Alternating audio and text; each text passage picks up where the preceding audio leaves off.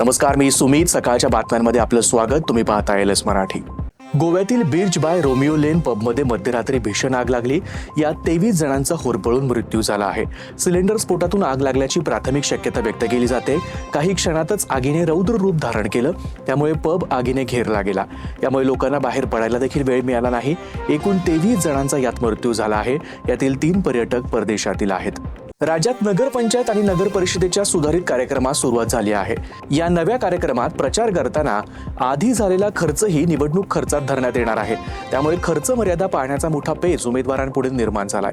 सदस्यपदासाठी 5 लाख तर नगराध्यक्ष पदासाठी 15 लाखांची खर्च मर्यादा आयोगानं ठरवली आहे. कांदा निर्यातदारांसाठी महत्त्वाची बातमी.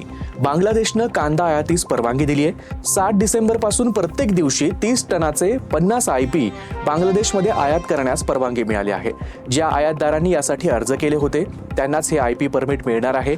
एका दिवसाला 15,000 क्विंटल कांदा भारतातून बांगलादेशमध्ये निर्यातीची परवानगी देण्यात आली आहे. बनावट नोटा बनवून पसरवणाऱ्या मोहम्मद आवेश शेख आणि सुहेल सरफराज खान यांना 3 वर्ष सश्रम कारावास आणि 35,000 रुपये दंडाची शिक्षा सुनावण्यात आली आहे. 8 मार्च 2022 रोजी पेण पोलिसांनी या दोघांना ऍक्टिवावरून पकडलं होतं.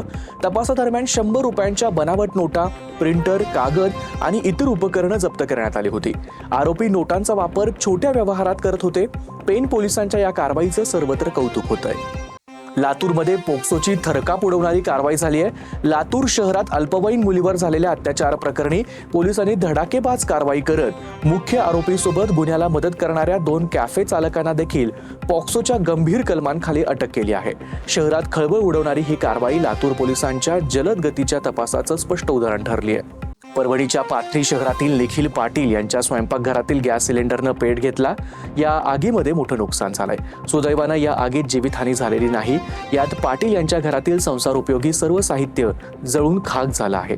अग्निशमन विभागाचे कर्मचारी खुर्मम खान, बळीराम गवळी यांनी वेळीच आगीवर नियंत्रण मिळवल्यानं पुढील अनर्थ टळला. नवी मुंबईतील वाशीमध्ये गोकुळच्या नवीन दही प्लांटचं उद्घाटन पार पडलं. गोकुळनं शेतकरी आणि दूध उत्पादक शेतकऱ्यांच्या जीवावर जवळपास 28 लाख लिटर दूध उत्पादनाचा टप्पा गाठला आहे, असं मंत्री हसन मुश्रीफ यांनी म्हटलंय.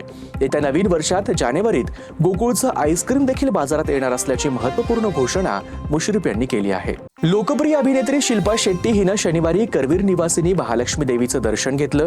देवीची साडी खणानं ओटी भरली. अचानक मंदिरात आलेल्या शिल्पा शेट्टीला पाहण्यासाठी गर्दी झाली होती. तिच्या समवेत आमदार प्रसाद लाड तसंच कोल्हापुरातील भाजपचे नेते उपस्थित होते. जालना जिल्ह्यातील भोकरदन हसनाबाद पोलीस ठाणे हद्दीतील खडकी येथील कपाशीच्या शेतात उषाबाई भास्कर सदाशिवे या 40 वर्षीय महिलेचा मृतदेह आढळून आल्यानं खळबळ उडाली होती. मयत महिलेचा शरद शिवाजी राऊत यांच्याशी वाद असल्याची माहिती पोलिसांना मिळाली होती. पैशाच्या देवाणघेवाणीतून हा वाद होता. पोलिसांनी राऊत याला जावळेवाडी शिवारातील शेतातील घरातून ताब्यात घेतलं. आरोपीनं गुन्हा केल्याची कबुली दिली आहे. या होत्या आताच्या महत्त्वाच्या बातम्या. बघत रहा एलएस मराठी.